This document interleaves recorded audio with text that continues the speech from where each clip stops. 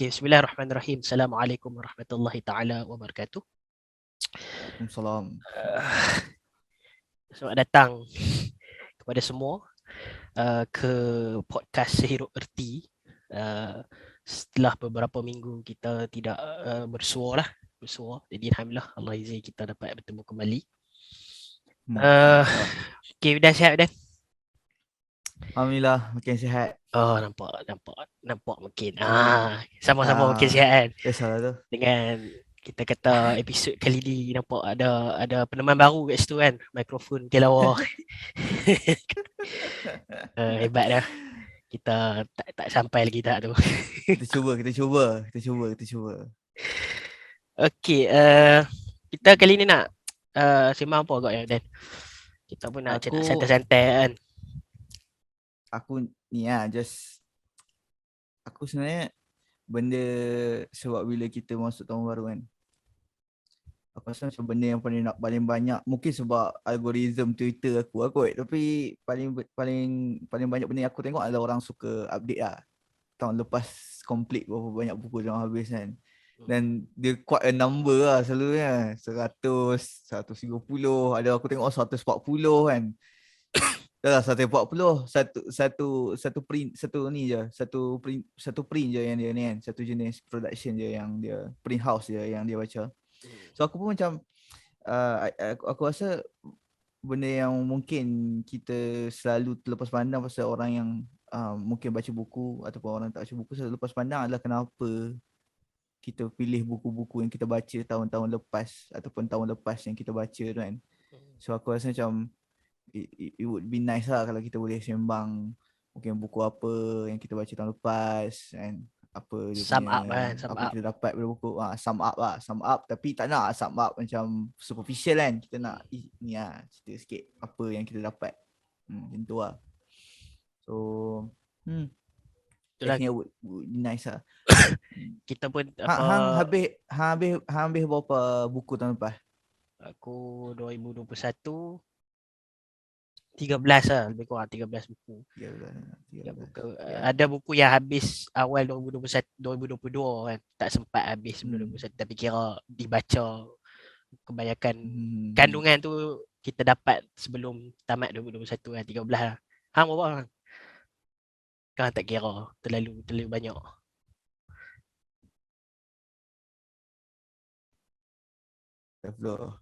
Tapi 70% fiction. Macam tu lah. Berapa sekali? 20. 20 lah. Next level. Tak boleh nak lawan lah. Jangan begitu. Okay, kita pun tak mau lirik sangat kan. Kita macam ada benda yang kita nak sembang sikit lah. Saban tahun kita baca pembacaan tu kita anggap macam satu pengembaraan kan, satu kembara, satu perjalanan. Bukan soal macam siapa yang baca lagi banyak tu dia cerdik, dia cerdas, dia orang yang intelektual lah. Itu tanggapan yang mungkin salah lah kan. Jadi macam kita masing-masing ada vision kita tersendiri kan, sebab apa kita baca. Dia bukanlah, tak semua orang baca sebab hobi, tak semua orang baca sebab apa macam nak itulah sebab akademik kan. Lain orang lain genre bacaan dan sebagainya.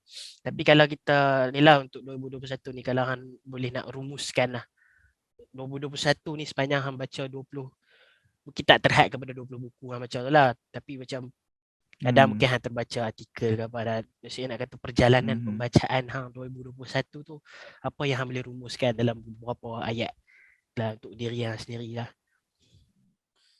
Menarik soalan ni. Aku macam aku cerita sikit sebab aku start macam kita kita start dengan 2020 lah. Sebab 2020 ni aku start macam betul-betul membaca lah. Sebab time tu keluar habis SPM, kita start boleh dapat phone. Baca dengan tujuan lah kot. 2020 tu baca baca bukan baca dengan tujuan. Sebenarnya aku rasa 2020 pun aku macam ikut trend lah.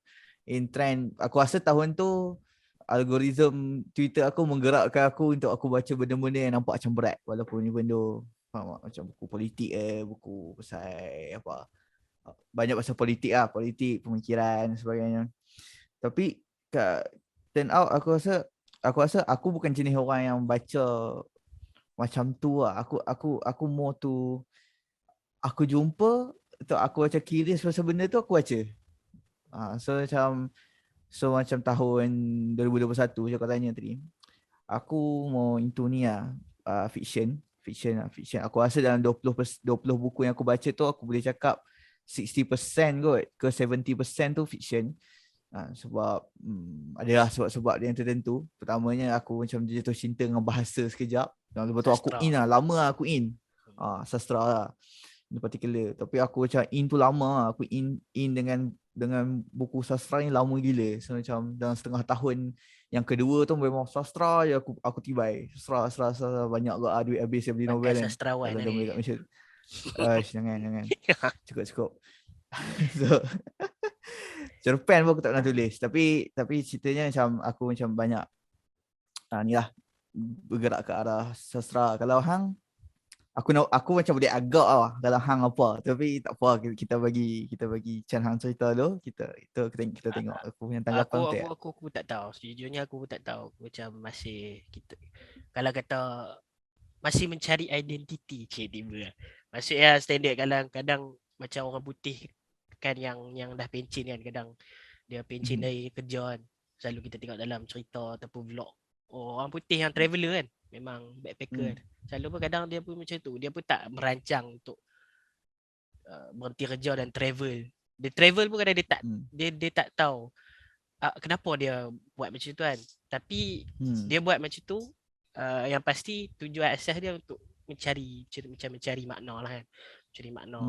Even tak tahu lagi apa yang dia akan jumpa lah dalam proses mengembara tu. Dia pun tak tahu nak pergi negara mana dulu kan.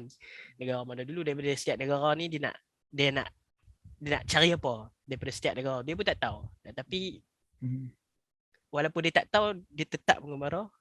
Sebab tujuan asas dia nak cari meaning. Macam tu lah aku nak umpamakan. Macam aku pun tak tahu genre apa yang aku nak baca kan. Macam at least ada fokus lah kan, mungkin into fiction 2021. Tapi aku macam ni lah, kita kata lalang lah. Lalang sekedar baca buku ni. Aku pun baru terdedah lah kepada polirik ni. Polirik ni maksudnya baca, tak baca daripada kulit ke kulit kan. Ada banyak lah, macam 13 buku tu macam lah kulit ke kulit kan. Tapi sebenarnya kalau banyak lagi buku yang aku baca sebenarnya, di sebalik 13 buku tu, cuma tak habis sebab aku polirik. Maksudnya aku baca apa yang aku cari kan daripada buku ni. Kalau misalnya isu politik naik kan, aku carilah apa-apa yang berkait dengan politik dalam buku-buku yang aku rasa ada benda yang aku cari tu. So aku cari subtopik dia, aku baca. So macam rumusnya masih mencari dan daripada 13 buku tu, walaupun kita tak ada tujuan, walaupun aku tak ada lah tujuan yang spesifik lah, ataupun kita kata fokus yang spesifik sepanjang 2021 ni dalam dunia pembacaan, tapi aku rasa banyak juga dapat. Sebab buku itu sendiri, membaca itu sendiri pun dia macam kita kata dia mencabar keselesaan kita kan. Tambah-tambah kita duduk dalam dunia teknologi yang ni, dunia digital kan. Bila kita tengok movie tu lagi seronok kan, movie lagi seronok. Tengok video di YouTube, scroll TikTok tu lagi pleasure lah. Tapi bila kita baca, walaupun tak ada tujuan, dia macam nikmat dia tu kita tak boleh nak umpamakan dengan meleling. Dia macam terasa perbezaan lah kat situ. So macam tu lah. Aku pun tak tahu kan. Kalau hang lalang, faham. Lalang kalau hang lah. lalang, aku mungkin lalang bermusim. Sebab aku ikut macam nak baca politik lah. Okay, baca politik. Betul, fiction je. So macam aku pun rasa aku tengah cari niche lah dalam hidup aku nak macam, sebabkan tu aku tak pernah ni lah. Bila fiction tu aku dulu pernah ada stigma fiction tak okey. Lepas tu macam sebab dia macam tak membudayakan budaya kritis acah kan. Lepas tu bila kita masuk, baru kita aku ni lah, baru kita boleh come out lah macam beginilah. So macam boleh je kita cari niche kita sendiri dalam bidang ni kan. So macam dalam bidang sastra sekalipun. Tapi aku Kan? selalu Ada benda yang terkait lah. 2021 ni pun macam 70% kan. 60-70% lah baca fiction kan. Aku baca jugalah beberapa buah buku fiction sebab banyak masa kita nak leisure reading tau. Nak baca series reading ni memang dia memang ada mood dia. Kalau aku nak. Tapi daripada leisure reading ni aku rasa bagi kesan banyak lagi lah untuk 2021 juga aku. Walaupun dia fiction, walaupun hanya beberapa buah buku, tapi dia macam dia menyentuh lah kita into the narrative, kita masuk dalam macam kita tengok movie lah kan cerita. Sebab sebelum ni aku tak berapa into fiction kan, walaupun sebelum tu aku baca lah karya Hamka sikit dalam fiction lain aku baca. Tapi 2021 ni aku rasa ada sikit lah fiction tu agak memberi impak lah, walaupun hanya 2-3 buku lah. Macam mungkin ke depan ni lagi lebih banyak fiction lah yang aku akan baca kan. So itulah satu lagi point. Bukan point lah, satu lagi experience aku lah dalam perjalanan membaca 2021 ni. Okay kot, tu je kot. Okay tu ke sekarang kita rasa kita dah rumus kan sikit sebanyak.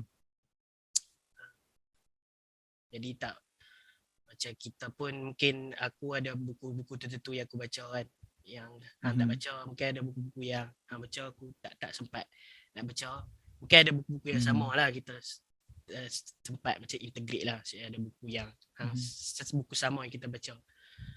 Tapi itulah daripada banyak list tu, aku macam 13 dan 20.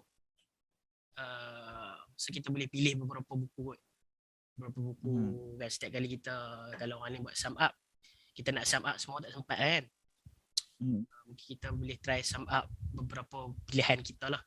Mungkin 5 kan, top 5 lah. Buku yang, tak adalah buku yang terbaik, kita pun siapalah nak kita nak list kan, penulisan orang kan. Cuma sekadar buku mana yang karya-karya mana yang sepanjang 2021 tu antara benda yang paling memberi impak lah dalam dunia pembacaan lah. Kalau aku rasa lah kot kongsi dulu. Kita buat sansli lah, Aku hang. Macam tu okey sikit. So kalau 5 lah kan. 5. So ringkas lah apa kan. Kita go by buku tu. Mungkin rasa apa je setiap buku tu, mungkin apa je yang boleh kongsi. Aku rasa mungkin kalau nak kongsi, sebab kita pun ada pendengar kan, so aku rasa kita boleh up sikit bahagian tema kan. Pasal tu penting lah, sebab tu tema dia apa dan isu dia, dua dah satu, and then apalah impak dia terhadap kita personally. So aku rasa tu quite rational lah. Kalau nak yang tu pun cukup lah aku rasa kan. Try lah, cakap 5 buku kan, so tak nak panjang sangat. Okay, aku try satu tu. Okay, so aku rasa buku pertama yang aku boleh pilih untuk I would recommend orang baca adalah Persoalan Nasional oleh Hishamuddin Rais, kan, aktivis kan, seorang aktivis yang surah-surah terlarang, Hishamuddin Rais. Cover dia warna hitam, lepas tu ada muka ada gambar Hishamuddin Rais tengah menulis.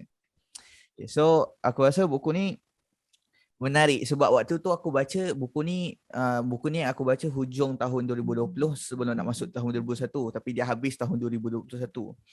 Okay, so aku boleh kata tu zaman yang kita waktu SPM kita baca ni, aku SPM 2019. So macam benda-benda dalam SPM tu tak hilang tau, macam aku ingat lagi.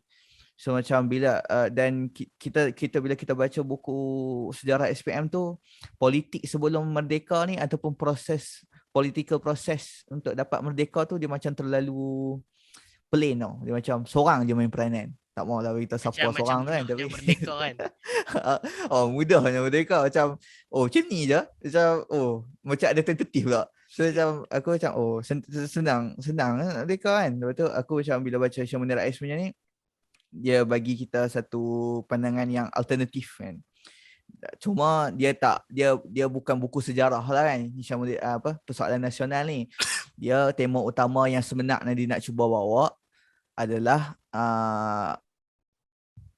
psyche orang Melayu, persoalan nasional iaitu psyche orang Melayu. Okay, so psyche orang Melayu ni apa? Kalau ikut Syamsul Rais dia nak kata actually dalam diri setiap orang Melayu ni yang ada pasca merdeka ni, pada setiap diri mereka ini telah ditanamkan satu jenis keraguan terhadap etnik-etnik lain dekat Malaysia ni. Dan salah satu teori yang menarik daripada, kita kata, bukan teori lah, salah satu application yang menarik daripada teori Syamsul Rais ni adalah peristiwa 13 Mei. Ni menarik. Sebab dia kata 13 Mei itu bukan tragedi. Tragedi ni selalunya dia jadi time tu tanpa consequence, tanpa ada sistem di belakang yang menolak dia. Dia tragedi, kemalangan ke apa-apa, tragedi. Tapi dia kata 13 Mei ni adalah satu manifestasi terhadap satu sistem yang kita panggil sistem tu psyche orang Melayu. Ataupun psyche orang Melayu, aku tak pasti macam mana nak pronounce. Tapi dia kata psyche orang Melayu ni adalah keraguan. Itu dia punya tesis dia lah. Orang Melayu ni ada keraguan dalam diri dia. Dan keraguan ini dibina lama lah kan. Dulu waktu kita nak start, waktu Dr. Burhanuddin, kalau menurut penulis, dia kata bila Dr. Burhanuddin Al-Hilmi nak buat inilah Presiden PAS yang ketiga, pengasas PKMM, parti PKMM, waktu dia nak buat parti dan nak memperjuangkan kemerdekaan tu, kurang support daripada etnik-etnik lain. Dan itu telah bagi konsekuens lah terhadap pemikiran orang Melayu. Kita terus macam, mereka ni pasal apa? Mereka duduk sini pasal apa? Mereka ni kawan kita ke? Mereka nak faham? Dia ada satu keraguan. Keraguan. Macam mereka ni nak kawan kita ke? Tak kan? Macam tu lah. Mereka nak bersekutu tak? Mereka nak merdeka tak? Lepas tu kemudian bila Malayan Union berlaku, apabila orang Melayu hampir kehilangan negeri dia kan, tu ditanam lagi ditanam lagi keraguan terhadap orang-orang asing tu. Lepas tu bila Singapura pula hilang, ada satu etnik lah, kita kata, yang nampak dominan dalam kehilangan Singapura tu, bertambah lagi psyche Melayunya. So macam mana? So keraguan ini menurut ni lah Syamsul Rais, dia kata macam nak kata, psyche ni, keraguan orang Melayu ini telah digunakan oleh beberapa pihak untuk mengekalkan kuasa mereka selama bertahun-tahun. Bila ada je mereka ada isu corruption, mereka ni etnik ni, tengok etnik ni nak ambil alih ketuanan Melayu. Nampak macam tahu je siapa kan. So macam itulah kita kata dia nak cuba dibawa dalam buku ni. Dan aku rasa benda tu impact kepada aku adalah, aku dah tak nampak sangat politik ni is the game of idea. Aku dah tak nampak macam tu. Aku nampak dia macam game of Thrones. Tak, dia bukan idea saja. Politician ni dia bukan ideolog tau. Dia bukan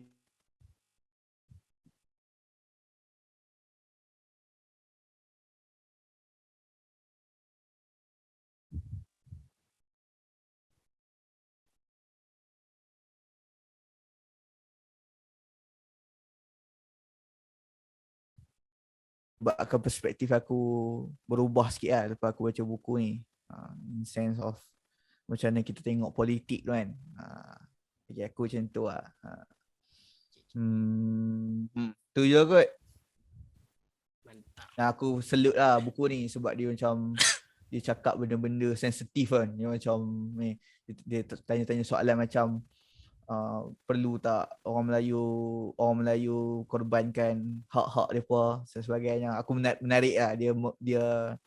Dia bukan benda yang macam kita boleh letak buku tu dan tidur dengan tenang lah. Kalau hang apa? Dah boleh buat satu session lah.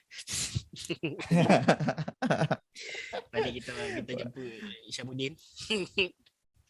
Boleh lah. Dia nampak macam hari tu kawah buku panggil dia macam okey salah lah. Boleh je.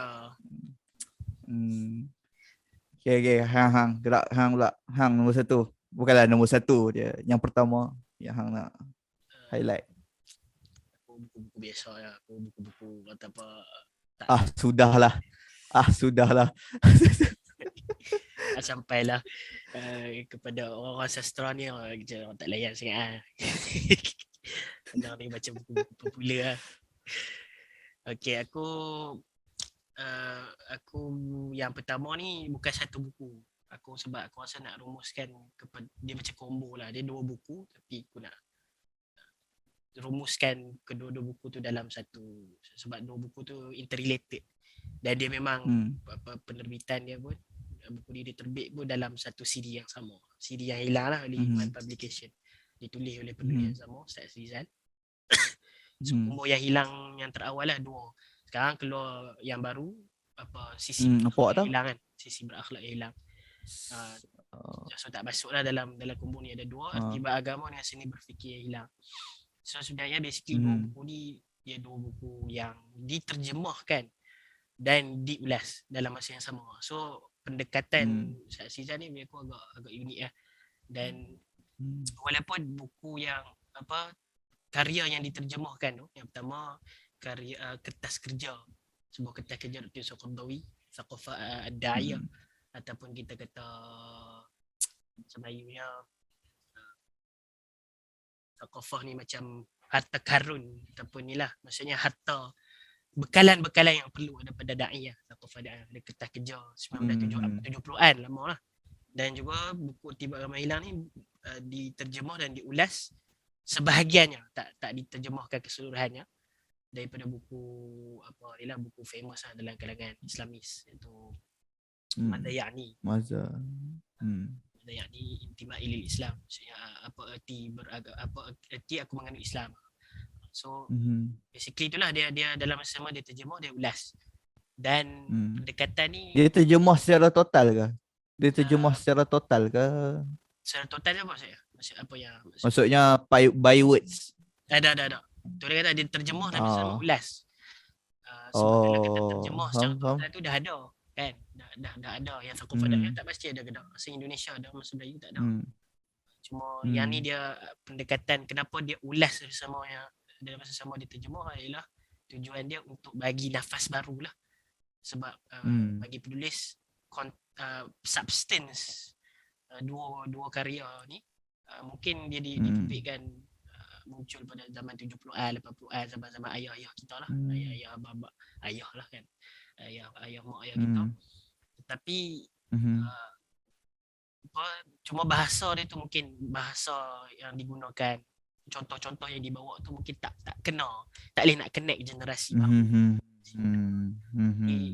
Penulis merasakan substance tu penting kan, secara substance-nya penting, masih perlu sampai kepada masyarakat walaupun inilah konteksnya sudah sedikit berbeza kan. Jadi penulis bawa contoh-contoh baru lah kan dalam menerangkan prinsip-prinsip tertentu kan. Dalam kalau Tiba Agama yang hilang, bagaimana kita nak memahami agama kan dari sudut kefahaman yang lebih luas, tidak sempit kan, tidak sempit kan. Kalau tentang seni berfikir tadi tu lebih kepada dari konteks keilmuan kan. Dari Muslim ni bagaimana dia nak berinteraksi dengan ilmu, khususnya ilmu-ilmu yang ni lah, dia ada cabang-cabang tertentu. Bagaimana kita, adakah perlu untuk kita melangkah keluar daripada specialization kita, ataupun sebenarnya kita perlu sedikit tahu ilmu-ilmu. Misalnya kalau kita duduk dalam dunia, mungkin kita kena ambil tahu sikit tentang ilmu kemanusiaan, tentang ilmu sains, tentang beberapa cabang ilmu yang Dr. Yusuf Qaradawi bahagikan. So itulah kot dia macam rumuskan. Cuma bagi aku appreciate lah, dan aku sangat, bagi aku galakkan lah kalau ada penulis-penulis muda kat luar sana untuk contohi langkah Ustaz Rizal ni, untuk bukan sekadar untuk barisan-barisan intelektual. Mungkin ada karya-karya tertentu mungkin maka boleh terjemah directly kan, by word kan, maksudnya buku-buku kitab-kitab agung. Tapi perlu ada juga terjemahan-terjemahan yang mungkin popular lah, yang popular kan, yang kalau boleh diulas dalam masa yang sama, diberi contoh-contoh yang baru kan, sesuai untuk generasi-generasi muda yang hari ni yang dah membaca itu mungkin jadi pilihan kedua lah nak dibandingkan dengan budaya digital kan.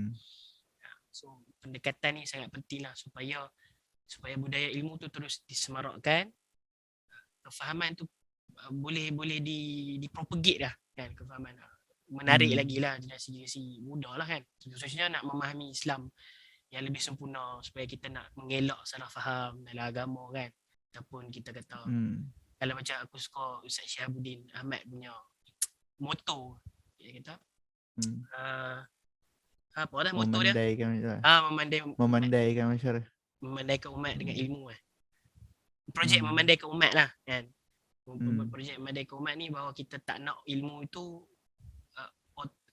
dia jadi authoritarian lah, maksudnya ilmu hanya kelompok agamawan tertentu je yang boleh macam ada hak untuk beri pandangan, untuk beri ijtihad dalam satu sudut. Memang itu satu keperluan, tapi yang masa sama kita takut dia jadi satu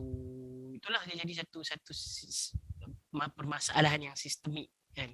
Maksudnya akan ada salah guna authority tu untuk macam cipta ilmu-ilmu yang menyesatkan dan yang khurafat dan sebagainya, seperti berlaku lah kan dalam social media sekarang, macam-macam lah berlaku kan. So bila kita bagi akses, memudahkan ilmu tu, pada hakikatnya memang ilmu tu untuk masyarakat kan. Jadi hak dia balik pada masyarakat, bukan milik siapa-siapa kan. So usaha-usaha macam ni, itulah aku lebih tertarik dengan progres penulis buku ni lah, untuk menerbitkan buku ini. Kandungan dia memang menarik lah, cuma kandungan dia kena baca lah kan. Tapi usaha tu lebih penting lah bagi aku, lebih memberi impak. Sebab banyak lagi kadar-kadar lain yang boleh diketengahkan kepada masyarakat dengan pendekatan yang lebih santai lah kan. Macam popular macam tu lah yang aku boleh rumuskan daripada umur yang hilang. Aku rasa sebab aku ada ni enggak, ada kita kata pengalaman dengan dua buku tu. Aku rasa memang salah satu benda yang menarik pasal buku tu adalah dia tidak terlalu ingin bersyarah. Dia macam lebih kepada konsep mengajar. Faham tak? Dia bukan nak tazkirah. Dia macam dia mendidik. So aku rasa macam menarik dan susah nak buat benda tu. Sebab pertama hang kena baca lah buku yang macam Saqafah Daiyah Dr. Sukarawi tulis tu. Lepas tu hang kena betul-betul faham sebelum hang nak kena bawa konteks ke masa hang. Faham tak? Sebenarnya susah tau. Menarik. Okay. Okay, aku pula. Nombor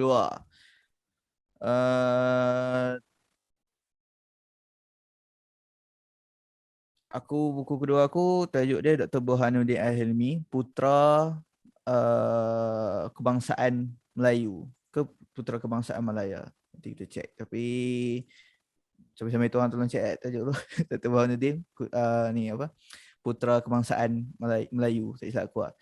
Cuma buku ni aku rasa dia macam macam nak kata dia consequence daripada persoalan nasional sebenarnya yang pertama aku cakap tadi kan. So bila cakap pasal apa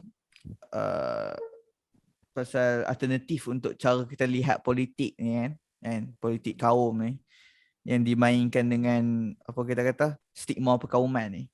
Aku rasa waktu dia tulis tu dia pun ada cerita lah kan, sebab macam aku sebut tadi dia comeback benda Psyche Melayu ni dia dibentuk sejak Dr. Burhanuddin Al-Hilmi nak mula lagi. So aku dah start macam Dr. Burhanuddin Al-Hilmi ni, sebab kalau hang baca yang zaman aku punya buku teks, Dr. Burhanuddin Al-Hilmi ni bukanlah orang yang digemari sangat dalam buku teks. Dia nampak macam melawan arus banyak kali. Dan yang menyebabkan dia jadi, kita rasa macam dia ni macam pemberontak lah, macam tak best lah macam saja ni kan. Semua benda dia against UMNO kan. Nampak macam UMNO ni bagus semua benda kan. Bukan UMNO tu nampak macam watak utama yang sepatutnya. So macam bila aku baca question menarik tu aku start lah hero lah. So aku macam macam alternatif gila dia punya pandangan terhadap Burhanuddin Al-Hilmi ni. Aku pun cari lah buku. Akhirnya aku jumpa lah satu buku yang Ahmad Bustamam tulis. Sama ni dia kira pengurusi ke, aku tak sure perkataannya pengurusi atau presiden, tapi untuk ni lah Angkatan Pemuda Insaf API kan, zaman-zaman sebelum merdeka lah, orang kiri. So aku rasa menarik yang buku ni untuk orang Malaysia, lagi-lagi untuk orang-orang yang macam ambil SPM sebelum aku, sebab dia lebih kepada untuk nak mencorakkan balik pemikiran hang pasal politik Malaysia sebelum merdeka. Aku rasa benda tu penting lah, selain sebab untuk kita faham kita punya sejarah taklah sejarah kita tak ada lah sesimpel yang ada dalam buku teks. Faham tak? Banyak lagi benda yang berlaku di belakang Yang buku teks tu. disembunyikan. Kan? Yang bukan yang disembunyikan ataupun memang benda tu yalah benda tu Tidak. disembunyikan atas kepentingan politik juga kan, of course. So Kan? aku rasa benda tu penting lah. Sebab Dr. Burhanuddin Al-Hilmi ni kalau hang macam buku teks kan, dia macam antagonis tau. Dalam buku teks tu dia macam antagonis. Semua tempat dia ada tapi dia against. So macam aku rasa macam menarik lah untuk kita tengok kenapa pula dia against apa dia punya ideologi terhadap kemerdekaan. Siapa yang menjerit merdeka dahulu? UMNO ke Dr. Burhanuddin Al-Hilmi jerit merdeka dulu sebagai corang kata. Tu menarik lah. Lepas tu dia buka perspektif kita. So aku rasa tu menarik lah untuk kita ni. Tu lah singkat. Lagipun buku ni memang singkat, ringan. 100 lebih ya. 120 macam tu. So aku harap boleh yang dengar boleh check it out lah. Dan seriously macam ringan lah pembacaan ni walaupun dia biografi. Bagi menarik apa yang aku rasa macam hang pula student sejarah kan. Hang sejarah dibandingkan dengan student geoscience. tapi geoscience is dia masuk dah. Geoscience tu historical science. So kena lah. Okay. Kena. Ataupun polimas. Bakal polimas. Menarik apa antara dua buku awal yang rumuskan tadi tu, dia macam membawa satu naratif yang alternatif lah kan kepada pemahaman macam sejarah lah khususnya kan yang kita belajar sejak SPM dulu. Aku pun sebagai student sejarah ada jugalah beberapa kita kata beberapa macam mana nak kata apa isu lah yang dibangkitkan tentang naratif sejarah rasmi kan negara kita ni sebenarnya tidak beberapa tepat, dan kita kata awareness Melayu selalu guna bahasa Inggeris kesedaran kesedaran akan literasi sejarah ni wajar jugalah untuk kita, misalnya kalau nak relate balik dengan usaha Ustaz Rizal kan, Ustaz Rizal ni lebih fokus kepada literasi agama yang sedikit berbeza lah kan, untuk memecah stigma tentang agama ni dengan mengetengahkan bacaan-bacaan popular kan, bacaan-bacaan yang santai. Sama juga lah bagi aku sejarah, misalnya dia mana-mana bidang sekalipun dia ada stigma-stigma yang macam zaman Muhyiddin tentang sains kan, tentang dia nak apa counter teori konspirasi, nak counter pseudoscience kan, mitos-mitos dalam pemahaman sains. Aku rasa begitu juga dalam sejarah. Perlu adalah macam setakat ni aku rasa tak belum. Mungkin The Patriots ada usaha kan untuk mengetengahkan literasi sejarah yang santai kan. Tapi belum cukup awam lah, popular. Aku rasa belum cukup, perlu ada lagi lah supaya itulah masyarakat sedar bahawa sejarah ni perlu dilihat secara objektif kan. Kita tidak boleh bergantung kepada karya-karya ataupun bahan-bahan bacaan yang ada unsur propaganda ataupun unsur-unsur tapisan-tapisan yang oleh pihak-pihak tertentu kan. Kalau sejarah rasmi ni mana-mana dia bukan sekadar Malaysia kan. Mana-mana negara pun bila ada autoriti yang boleh boleh memegang kata sistem satu sistem pendidikan di mana-mana negara, dia terdedah lah kepada eksploitasi lah lebih kurang. Eksploitasi tu mungkin istilah yang agak kasar lah, tapi itulah campur tangan. Manipulasi. So macam itulah, mungkin bacaan-bacaan yang sebut tadi tu, karya-karya tu mungkin boleh jadi itulah antara bacaan-bacaan awal lah untuk kita semua lah kan, termasuk aku sendiri, untuk kita review balik sejarah tanah air kita lah kan, sejarah kemerdekaan khususnya.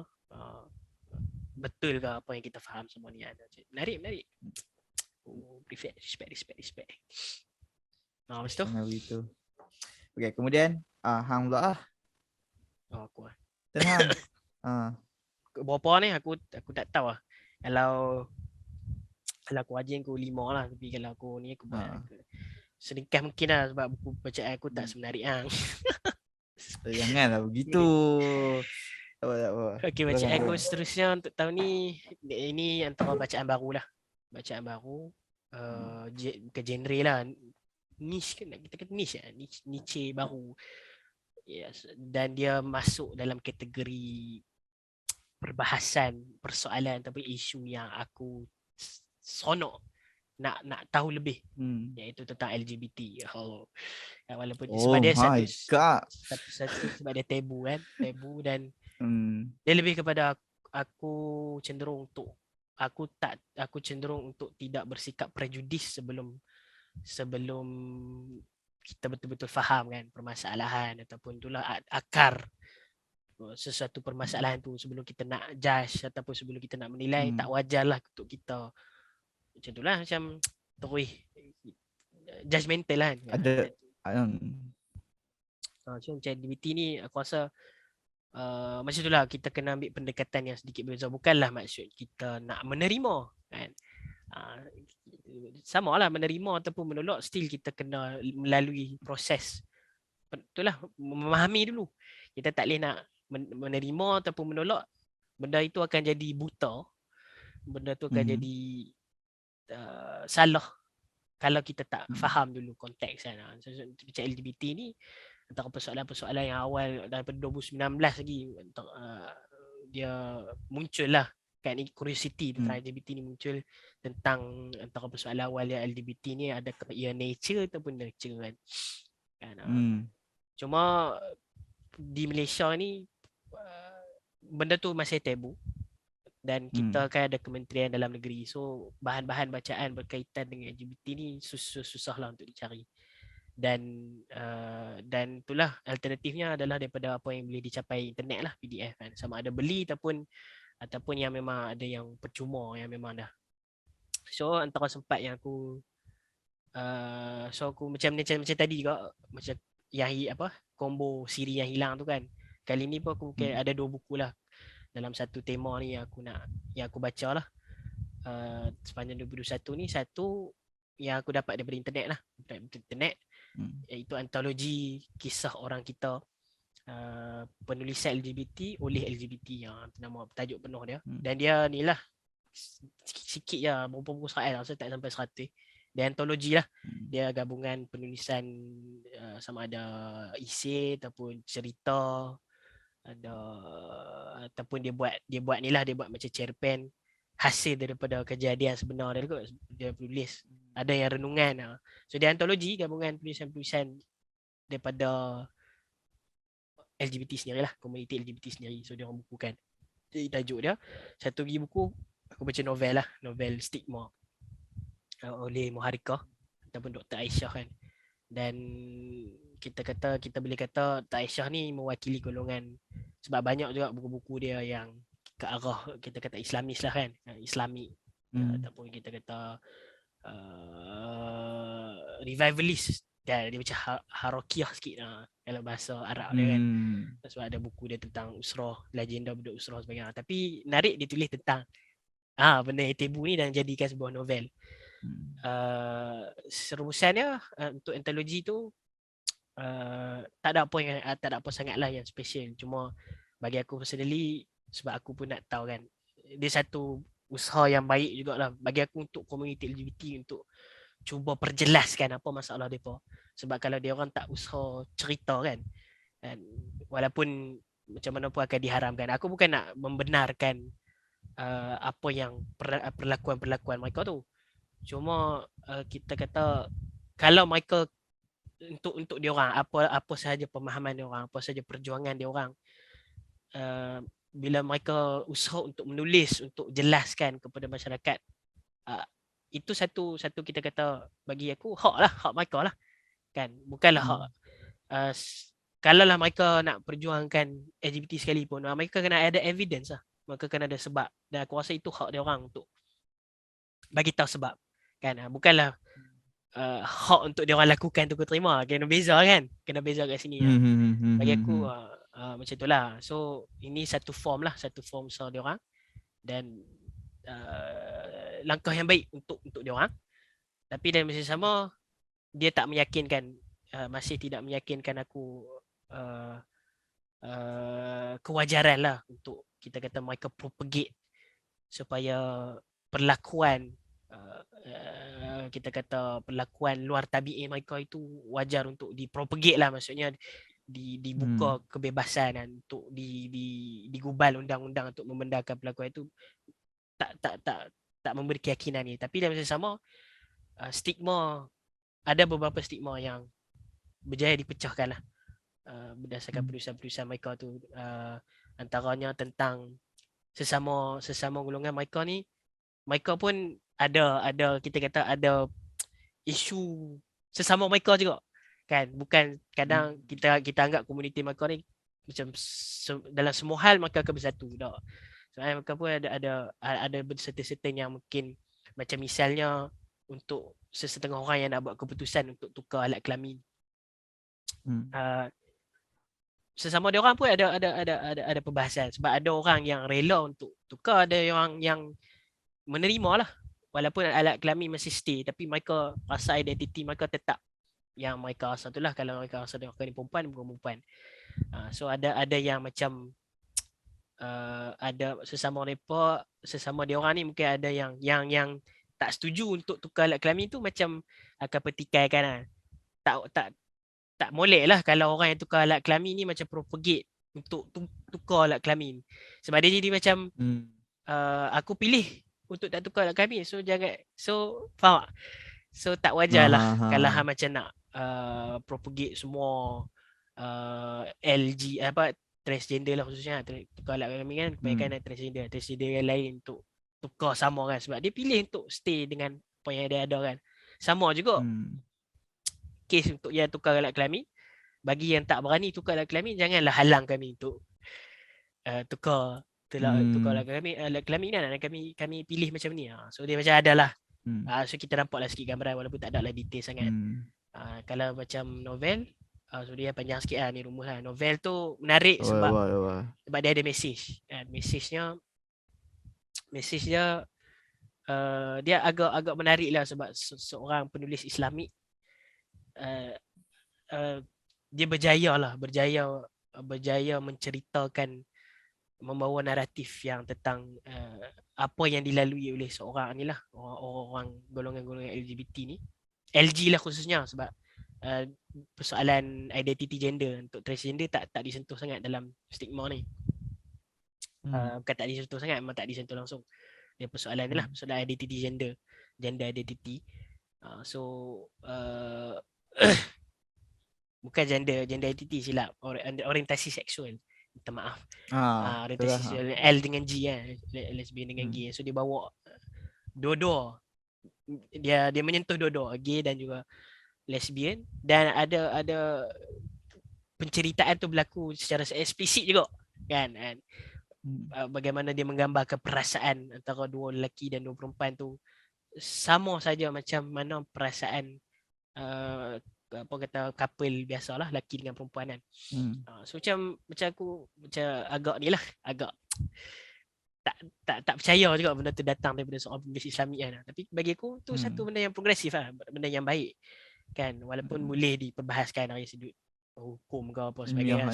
Sebab kadang mungkin ada orang terbayang kan, imajinasi yang mungkin berlebihan, tapi itulah dia tak ada masalah, benda boleh diperdebatkan kan. Sebab ada juga kritikan terhadap buku tu dari segi suntingan sebab buku tu cara Iman print buku tu jarak antara Iman yang print. adalah ni suntingan. Maksudnya suntingan buku tu dia jarak-jarakkan antara line ke line lah. Baris-baris tu dia jarak-jarakkan. So sebenarnya bilangan perkataan itu sikit je. Cuma buku tu nak buat tebal sebab cara suntingan dia tu. So orang macam agak ada mungkin pembaca novel yang memang mahir baca novel lah. Aku macam tak tahu ni, aku macam tak nampak masalah sangat sebab cerita dia menarik. Aku tak kisahlah kan.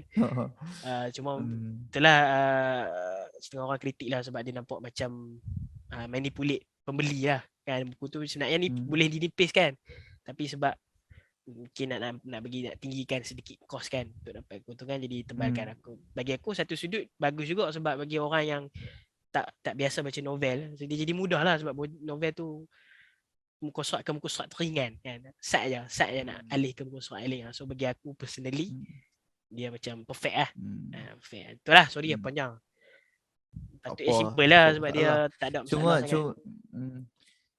Cuma dari sudut ni akan relate dengan buku aku yang next. Aku jam terus Jam terus. Kejam. Okay.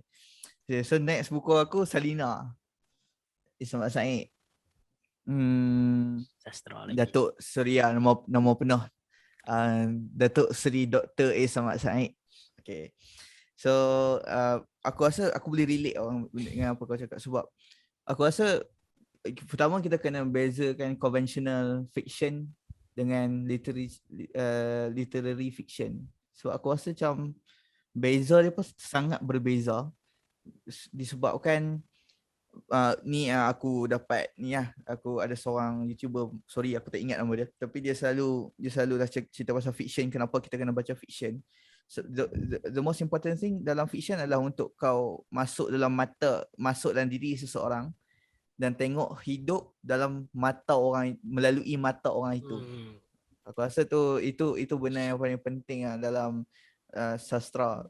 Aku pun sebab tu ya, bacaan boleh, yang macam akademik fakta, dia fact, dia tak ada naratif cerita kan. So kita tak boleh nak hidup, walaupun macam contoh buku sejarahan ni mungkin cerita fact tentang semuanya, tapi kalau satu novel yang menceritakan di situasi tersebut, di zaman tersebut dengan latar sejarah yang sama, tapi kita macam hidup di dalam latar tu, dia jadi berbeza lah kan. So macam kalau conventional fiction pula, dia macam dia tak bawa hang masuk dalam hidup seseorang. Dia just cerita kat hang benda-benda yang romantis, benda-benda yang hang suka nak dengar. Saya cinta pada awak, cinta pada saya. So macam benda-benda macam tu dia superficial lah. Hang tak semua seseorang nak tengok perspektif hidup dia. So aku rasa macam benda ni relate dengan buku ketiga aku, iaitu buku Salina. Which is Salina ni buku pertama, novel pertama Ismail Said tulis. Untuk pengetahuan semua pendengar, ni novel pertama Pak Samad tulis, umur dia 25-26 macam tu, dan tahun 1958 dia tulis buku ni. Ada masa setahun lagi selepas lah merdeka kita buat novel pertama kan. Macam banyak okay. Dah, aku setiap kali baca dia macam aku ada masa lagi. Lepas tu kemudian yang menariknya, macam hang tadi dalam perspektif LGBT mungkin, cuma pada zaman tu Ismail Said membawa perspektif seorang pelacur. Dan pelacur ni ada macam-macam jenis kan. Pada zaman yang Ismail Said cuba gambarkan, ada pelacur nyanyi sahaja, ada pelacur layan-layan bagi makan, duduk kat meja macam tu je. Dan ada yang pelacur total. Ini yang paling dalam hierarki masyarakat, dia paling rendah. Tapi menariknya, anyways dia punya latar after World War yang kedua. Tapi yang menariknya, dengan watak pelacur yang bernama Salina yang Ismail Said cuba bawa dalam novel dia ni, dia cuba memutihkan personality seorang pelacur ni. Bukan dia nak kata pelacur ni benda dia buat okey. Cuma dia nak kata walaupun dia pelacur, cuba tengok dia. Dia mampu berfungsi dalam masyarakat. So Salina ni dia ada seorang adik angkat, walaupun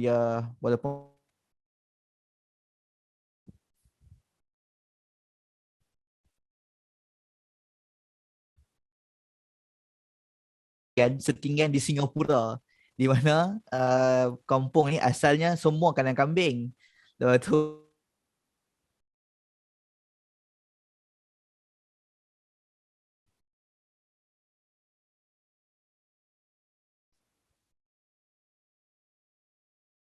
mana dia cuba provide pendidikan yang terbaik untuk adik angkat dia ni, sebabkan mak dia tu gaji kecil berbanding dia sebagai seorang pelacur.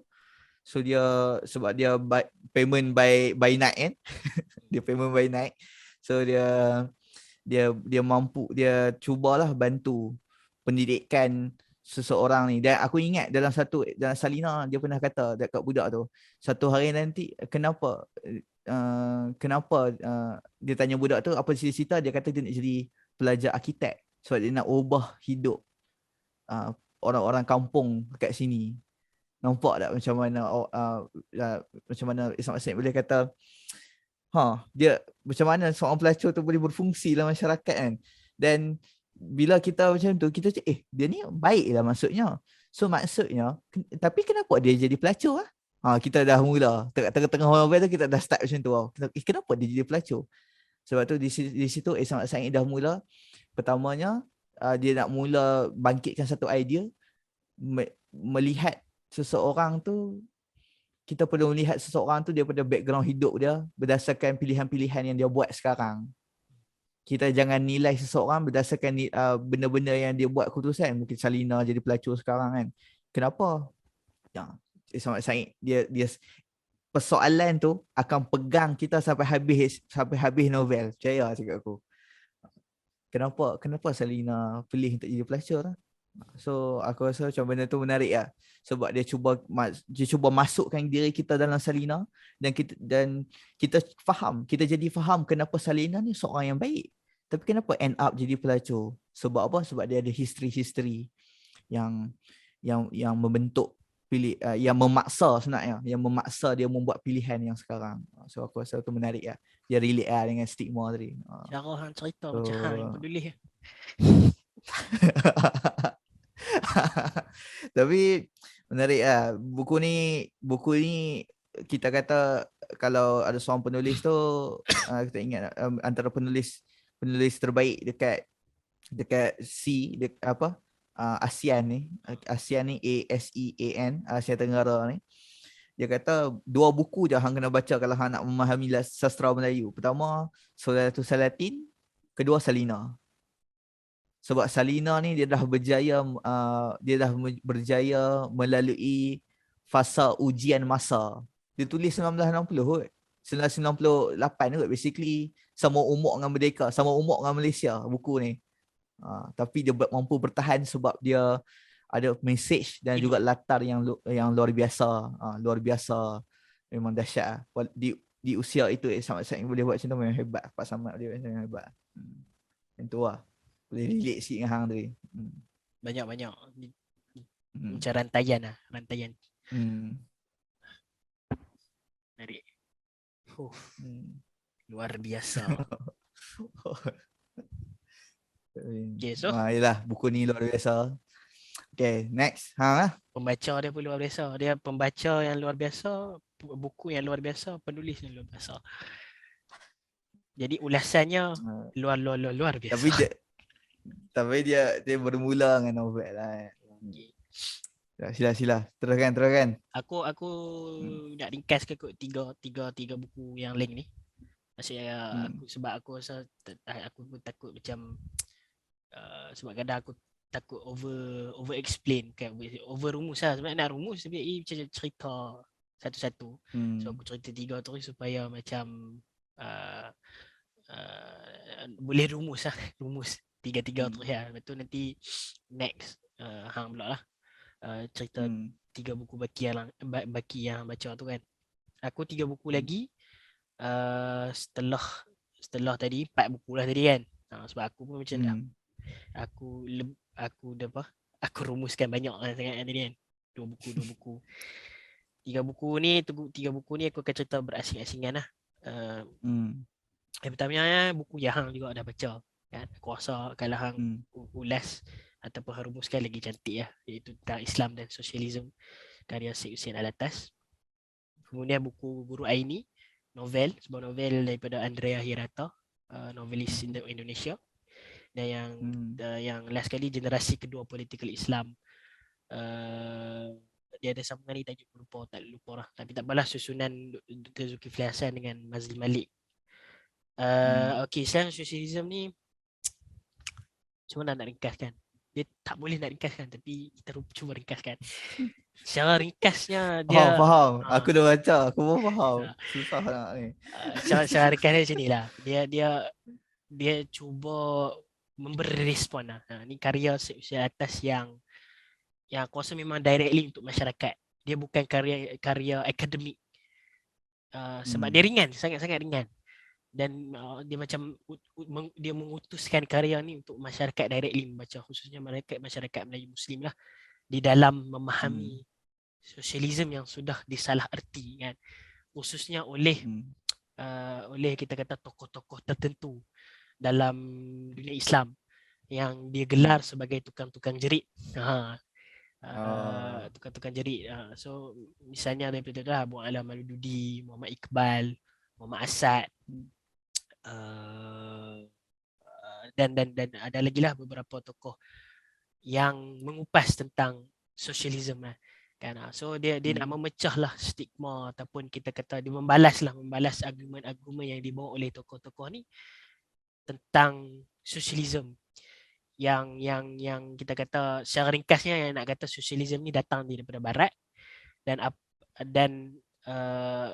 tokoh-tokoh ni beranggapan bahawa segala apa yang datang daripada barat adalah seumpama racun lah. Racun peradaban lah, yang seandainya jika kita ambil daripada barat bawa ke dunia Islam, dia akan jadi bermasalah kan. So so bagi tokoh-tokoh ni, sosialisme tu antara salah satu idea yang perlu ditolak. Walaupun sebenarnya bagi Syed Hussein Alatas, dia salah. Kita kata argumen yang salah, asbab yang salah untuk kita tolak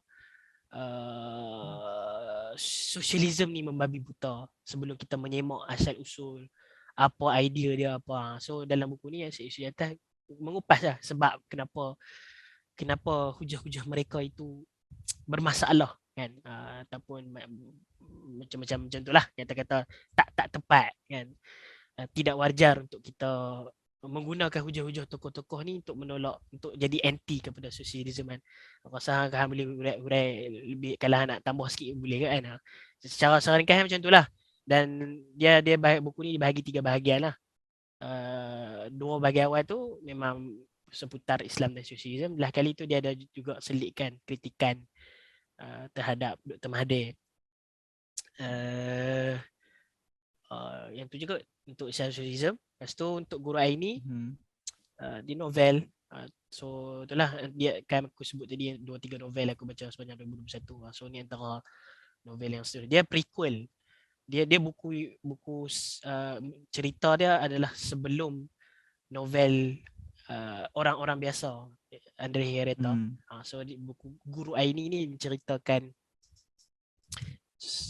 salah satu watak yang muncul di dalam novel Orang-Orang Biasa. Cuma secara ringkasnya, siapa yang kenal Andrea Hirata ni, walaupun karya-karya dia banyak, tapi memang naratif ataupun kita kata penceritaan latar khususnya, aku pun tak erti sangat nak uraikan kita kata ciri-ciri sebuah novel kan pasal protagonis aku tak erti sangat.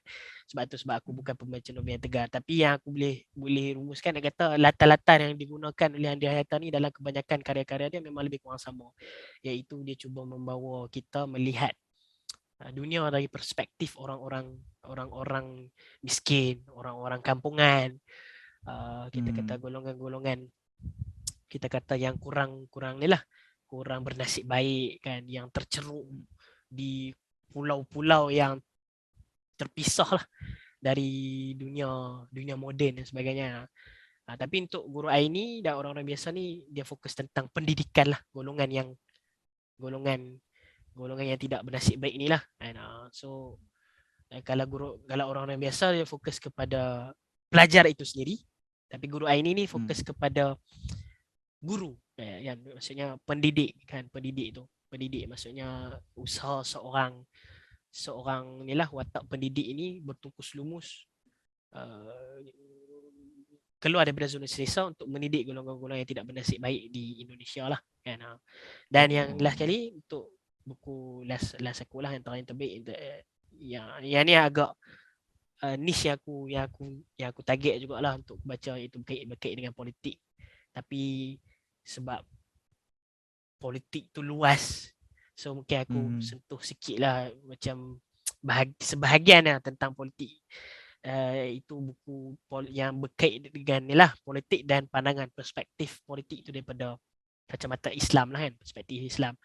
So tajuk buku ni adalah Generasi Kedua Political Islam. Dia basically sebenarnya cerita tentang gerakan Islam kan, gerakan Islam global lah. Gerakan Islam global ni sebab dia memang directly terlibat secara langsung dalam pemahaman politik kan, ataupun tentang kekuasaan. Kemunculan gerakan Islam selepas pasca kejatuhan Khilafah Islam ni memang antara tekanan, pressure yang kelompok-kelompok gerakan Islam ni, yang memunculkan gerakan Islam ni adalah aspek tu lah. Maksud tiada autoriti yang Islamik yang menyebabkan kita tidak masyarakat itu tidak boleh mencapai tujuan-tujuan tertentu di dalam ni lah, dalam Islam ataupun di dalam syariah, yang menyebabkan kelompok-kelompok gerakan Islam ni melihat perlu adanya autoriti ataupun kekuasaan yang perlu masyarakat inilah masyarakat Muslim capai kan. Boleh sampai ke tahap perlu ada negara lah. Jadi generasi kedua politik Islam ni, apa itu politik Islam, apa itu generasi kedua diceritakan dalam buku ni. Sebab aku nak ringkaskan, nak kata kalau nama-nama yang kita dengar macam Al-Maududi kan, Muhammad Iqbal, yang sama yang macam ni lah, sama yang seperti Syed Alatas sebut tadi, tokoh-tokoh yang sama jugalah. So tokoh-tokoh ni lah antara tokoh-tokoh yang mencetuskan political Islam generasi pertama kan. So gerakan-gerakan Islam muncul waktu zaman kolonial itu generasi pertama lah. Cuma apa beza dia, apa beza generasi pertama, generasi kedua ni diceritakan dalam buku ni. Secara ringkas ya, nak kata generasi pertama ni di-analyse kan, di-analyse oleh orientalis ataupun political analyst Muslim, ada juga political analyst daripada Muslim sendiri ya. So dia stabil lah. Tapi secara kajian itu dibuat secara empirical bahawa generasi pertama political Islam ni ataupun gerakan Islam awal ni, dia hidup tetapi tidak boleh mencapai objektif yang mereka hendak, iaitu nak tubuh negara Authority Islam, lah. nak tubuh negara Islam, nak capai khalifah itu tidak kita kata dia utopia lah, dan banyaklah berdasarkan sejarah-sejarah yang telah dialis mereka tidak berjaya. Tetapi di rentetan daripada ketidakjayaan ataupun tak adalah kejatuhan tapi kegagalan sementara mereka itu menyebabkan mereka progres. Gerakan Islam ni progres untuk ubah pendekatan mereka di dalam melibatkan diri mereka sebagai sebuah gerakan di dalam pentas politik lokal di negara masing-masing ataupun antarabangsa. Inilah yang secara mudah yang nak didefinisikan sebagai generasi kedua politik Islam. So dalam buku ni, inilah apa Dr. Mazli dan Dr. Zulkifli Hasan susunlah. Mereka ada juga ACEC yang mereka tulis, dah ada juga daripada Dr. Mazhar kan, gabungan Dr. Mazhar, Ustaz Wanji pun ada. So menarik lah. So ada banyaklah stigma-stigma yang cuba dipecahkan tentang pemahaman politik di dalam Islam, dan juga di dalam idea asal gerakan Islam itu sendiri kan, tentang khalifah kan, tentang negara Islam, adakah valid, adakah itu sebenarnya tujuan siasah kan, atau adakah itu sebenarnya maqasid syariah selalu disebut dalam ni kan, adakah itu tujuan sebenar muamalah Islam dalam politik ni kan. So banyaklah dikupas dalam buku tu. So menarik lah untuk kalau hang lah, untuk hang baca khususnya. So tiga tu lah. Maksudnya dia macam-macam. Maksudnya dia penilaian semula boleh kata macam tu. Boleh kata penilaian semula. Revisit lah, revisit. Revisit. Oh, nice. Kita try. Aku selalu teringin lama dah nak baca ni. Cuma pelan-pelan.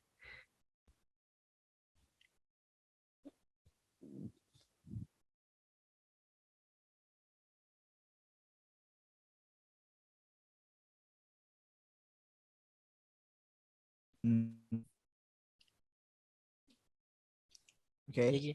Dia dengar ke? Dengar.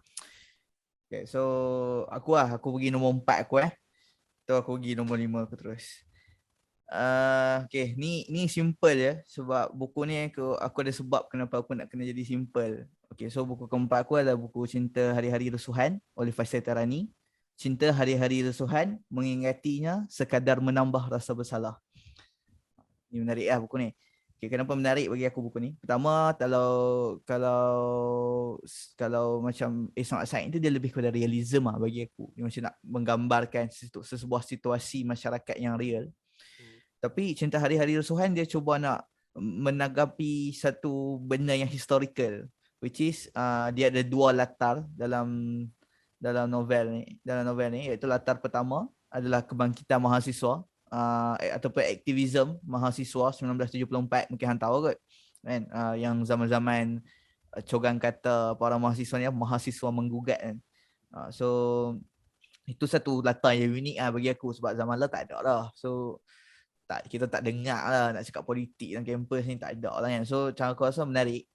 Dan latar ni di lead oleh ataupun leading actor dia, leading character dia adalah Basri, which is seorang pemimpin yang paling atas lah dalam kalangan mahasiswa tu. Itu latar pertama.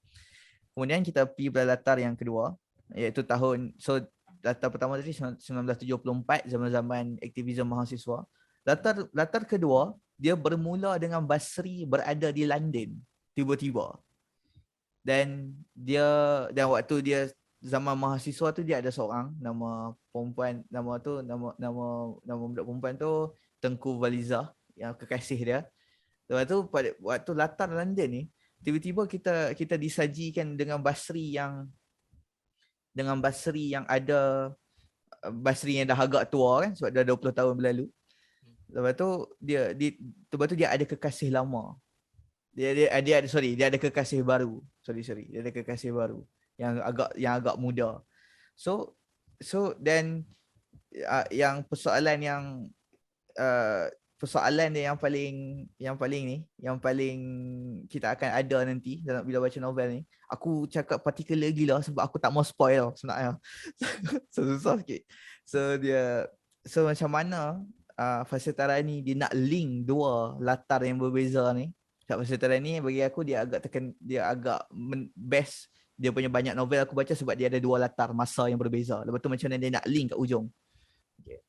So macam mana dia nak link tu adalah persoalan di mana dia Basri tak tahu, iaitu leading character pada dua-dua masa ni. Basri tidak tahu bahawa kekasih baru dia akan membawa kepada sebuah jawapan dan juga peristiwa gelap pada tahun 1974. Apa yang berlaku. So itu yang sebab kita akan ada persoalan kenapa dia kat London kan. Apa link latar satu dengan latar dua ni kan? Apa kaitan dengan kekasih baru ni? Kenapa kekasih baru ni nampak macam ada agenda sepanjang mereka ni bercinta? Apa agenda dia? Dia ni siapa? Lepas tu kalau katakanlah kita buat assumption Basri mungkinlah dia lari sebab politik ke, dia lari sebab kena kejak dengan pihak berkuasa zaman mahasiswa. Kenapa dia tak balik?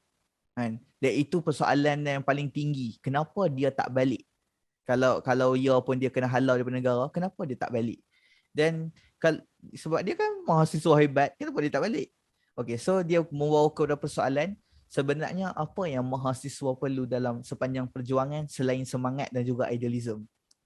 Dia macam bila aku cerita ni, pendengar pun dia akan macam, pendengar podcast ni dia akan macam benda dia ni macam banyak sangat. So aku rasa macam benda tu memang banyak sangat.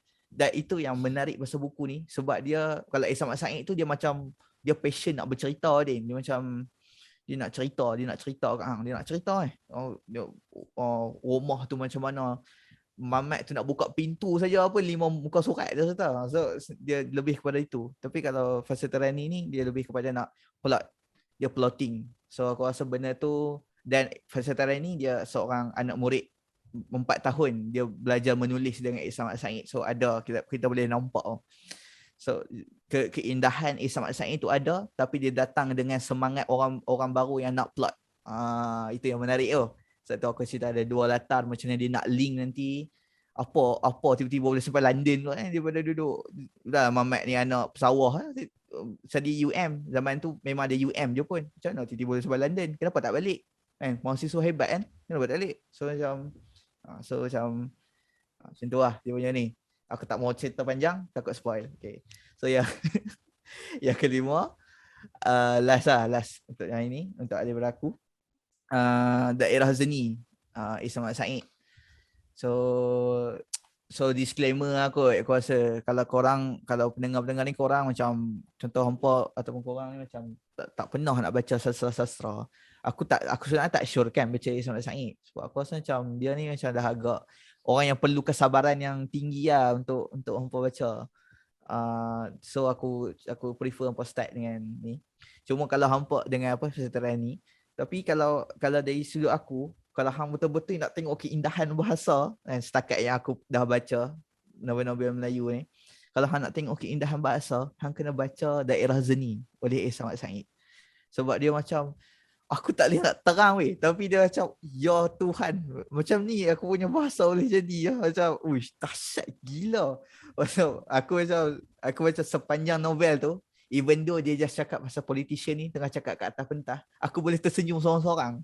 Sebab macam dahsyat gila bahasa yang dia nak cuba gambarkan. Macam mana orang politician tu tengah cakap.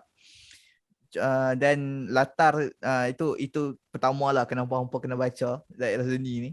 Dan dia ada latar yang agak pelik, which is ada 2 orang beradik, seorang nama Zeni, tajuk buku, dan seorang nama Zedi, adik-beradik.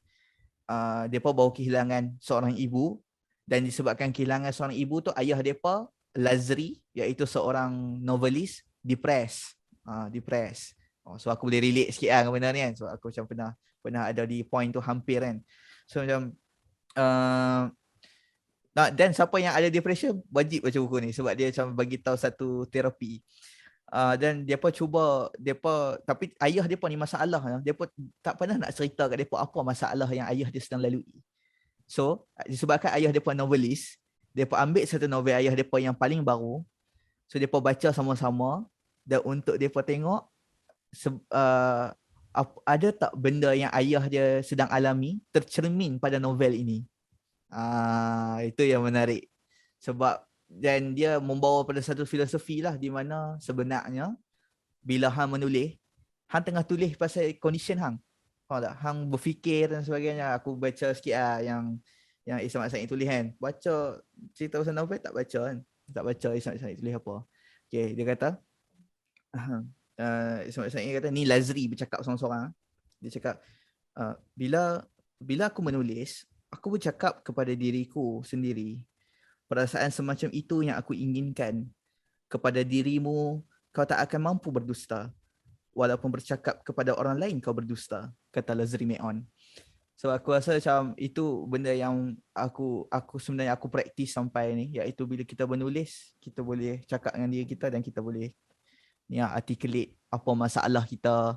Dan disebabkan menulis novel yang paling terbaru yang anak dia berdua cerita tu, disebabkan novel itu juga Lazri berjaya keluar daripada depression lah.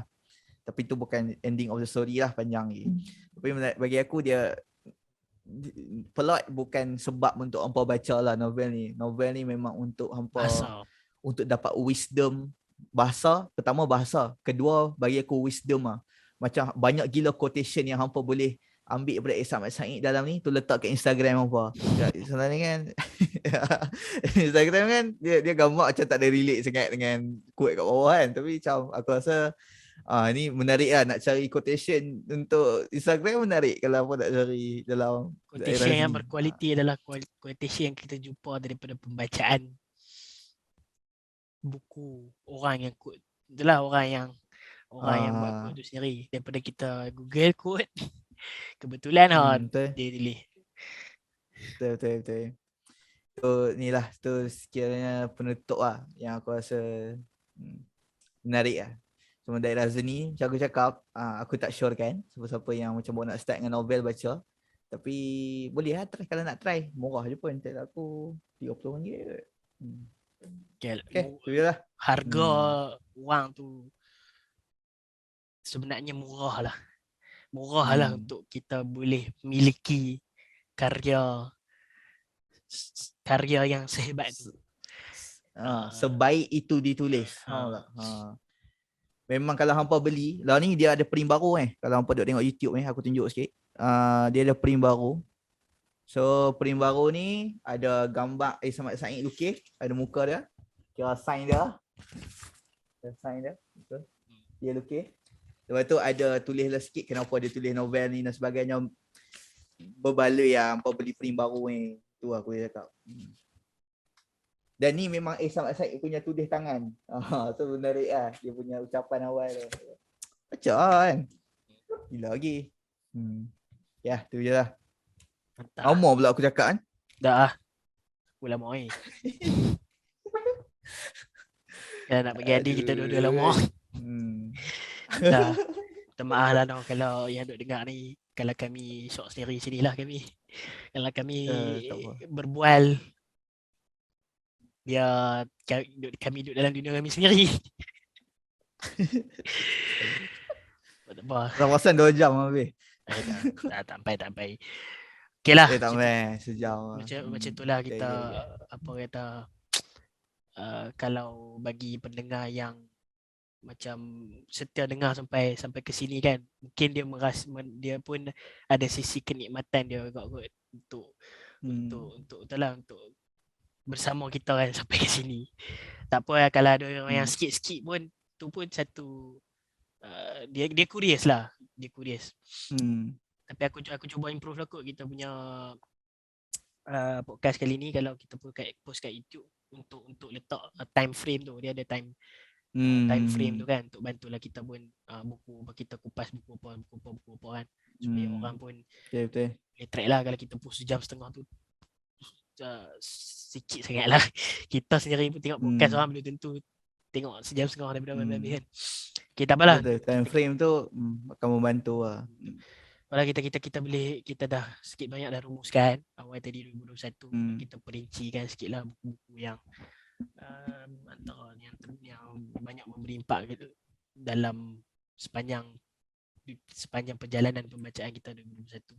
Sebelum kita tutup, boleh tak hang bagi sedikit kita kata macam tak adalah harapan, dia macam sebelum nak beralih kepada target baru hang ataupun kepada sasaran baru hang kan. Tak semua orang bahagi kehidupan mereka ikut time frame tahun kan. Macam aku tak berminat sangat ikut 2021 2022 kan. Aku pun tak bukan sebab ikut hijrah ke, sebab time frame ni lagi kita tak mati, kita time frame kehidupan kita yang sebenarnya adalah pada titik perubahan kita lah, maksudnya titik achievement kita. Maksudnya setiap achievement kita tu adalah fasa hidup yang baru. Setiap kegagalan kita so kita pun tak tahu gagal tu tarikh bila dengan target yang baru ke ataupun tak semestinya achievement kan. Itulah. So macam itulah. So bagi hang untuk 2022 ni lah, kita tak tahu apa yang akan berlaku kan. Hang punya apa mungkin expectation hang kan, tak kisahlah apa-apa sajalah, expectation ke, harapan ke, target ke untuk 2022 ni untuk meneruskan pengembaraan hang dalam dunia pembaca kan. Mungkin apa yang hang nak improve ke kan, apa experience baru yang hang nak cuba nak explore kan. Ada tak Nikah. Aku ni aku boleh rumuskan aku punya harapan untuk 2022. Aku akan baca dengan curiosity lah lepas ni. So selama ni aku tak rasa aku baca dengan curiosity selama ni. Aku tak sedar bahawa curiosity tu yang lead aku. Menyebabkan aku tak go deep bila aku baca buku. So aku rasa macam lepas ni tak kisahlah genre apa, novel ke, non-fiction ke. Tapi aku akan cuba untuk cogan kata untuk aku punya 2022 punya bacaan adalah read deeply and read widely. Ataupun terbalik, read widely and read deeply. Sebab bagi aku wide tu perlu kan, dan tapi deep itu lebih perlu sebab apa guna white, tapi akhirnya hang tak enjoy pun apa hang baca. Faham tak maksudnya? Deep motivation. Okay.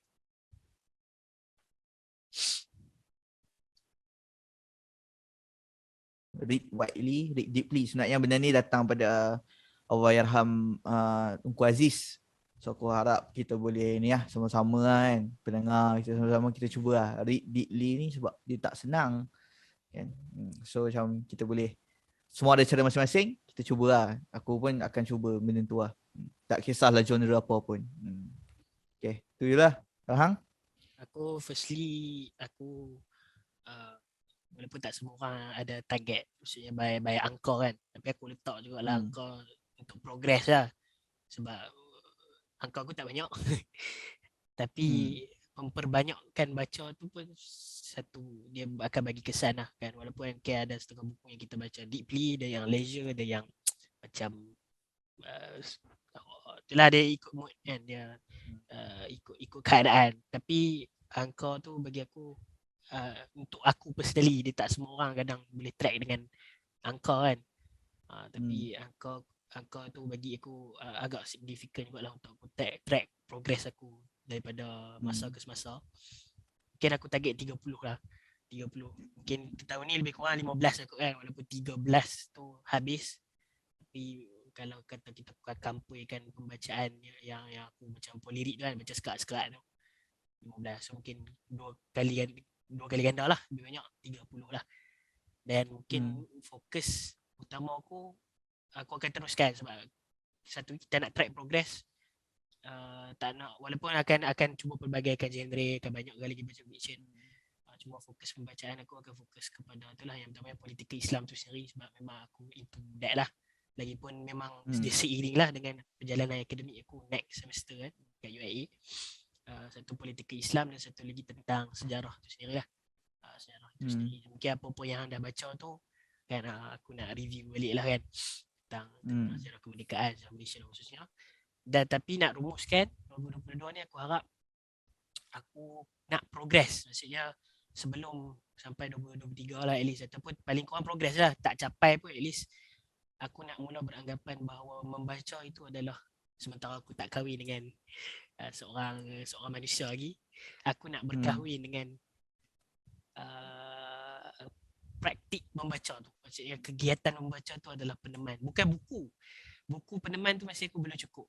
Sebab banyak je situasi sebelum ni aku bawa buku ke mana-mana kan, tapi membaca tu bukan peneman. Sebaliknya buku tu jadi fizikal, buku tu jadi peneman, tak cukup lah. Kita tak dapat bermanfaat lah, kita bawa beban je lah kan. So macam aku nak jadi membaca tu sebagai isteri aku lah, sementara isteri aku yang halal. Dan juga menulis sebagai isteri kedua. Seiring dengan membaca tu, hang pun tahu kan pasal Haruki Murakami punya advice kan tentang menulis. Sebab orang macam aku ni jenis cepat lupa, dan menulis ni antara benda yang akan avoid aku daripada terlupa teruslah daripada apa yang aku baca dan apa yang aku kaji lah, ataupun ni lah tutup ilmu. Aku memang kena menulis. Yang tu antara benda yang aku dapat analyse lah, ataupun dapat kenal pasti sepanjang aku duduk universiti ni. Aku cepat sangat lupa. Dan last sekali, semoga itulah aku dapat progress pengembaraan aku ni dalam ilmu lah khususnya. Dia dapat menyedarkan, aku dapat enlighten daripada apa yang aku baca, apa yang aku buru, supaya itulah aku membaca ni tak sekadar ikut trend, tak sekadar aku rasa macam jealous dengan hang. tak sekadar hobi lah, tapi dia memang memang aku sedar lah, aku kena baca setiap hari, aku kena menulis setiap hari, macam itulah. Dia sedar baca dalam keadaan conscious, bukan faktor link lah. Dia macam itulah. Macam itulah, panjang gila. Harapan besar lah. Kejujuran dalam membaca. Kejujuran dalam membaca lah. Ya, macam itulah. Ini betul ya. Ini boleh buat klip satu motivational 2020. Izzuddin Peterson.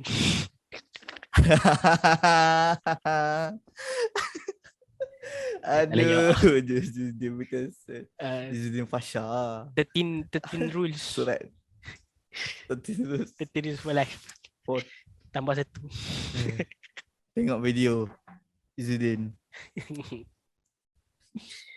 Nama aku tak sedap lah kalau nak jadi macam, tak tahu, aku rasa nama Izzuddin tu macam banyak nama, suku kata. Nak buat trademark mesti tak sedap. Wildan sedap lah. Wildan Al-Ghazali. Izzuddin ni macam dah lah ada dekat YouTube dah ada dah orang nama Cok Izzuddin ni ada. Izzuddin Al-Jitrawi. Itu apa yang ni kan, yang YouTuber tu kan? YouTuber tu lah. Kita Melayu kan. Okay. Sejarah-sejarah. Yang macam tu lah. Tapi tak tahu lah, aku tak suggest tengok dia. Tapi tak apalah. Okay, kita kot. Kan? Kita pun lajak kot lah. Kita pun sasaran waktu tu kita ada kan. Tapi telajak lah, tapi tak apalah. Asalkan kita enjoy kan. Memang. Harapnya adalah orang-orang tonton. Tapi ni untuk kita punya arkib kita sendiri tak. Banyak menyembang tapi kita tak rekod, kita pun tak ingat apa yang kita sembang kan. So melalui podcast ni kita boleh arkib kan perbualan kita, moga bermanfaat untuk kita jugalah khususnya kan. Dan untuk orang lain. Ada apa-apa lagi tak? Nak ni. Tak ada apalah, just mungkin kalau boleh bagi selamat tahun baru pada semua. Moga tahun ni happy belated New Year. Happy belated New Year. Nanti harapnya berjalan dengan baik tahun ini. Dan harapnya dia tahun ini berjalan dengan baik kerana kita ingin ia berjalan dengan baik. InsyaAllah, amin. Bukan kita mengharapkan any magnificent berlaku lah. So any miracle berlaku. So kita doakan dia menjadi baik kerana kita ingin ia menjadi baik dan kita berusaha ke arahnya lah. InsyaAllah.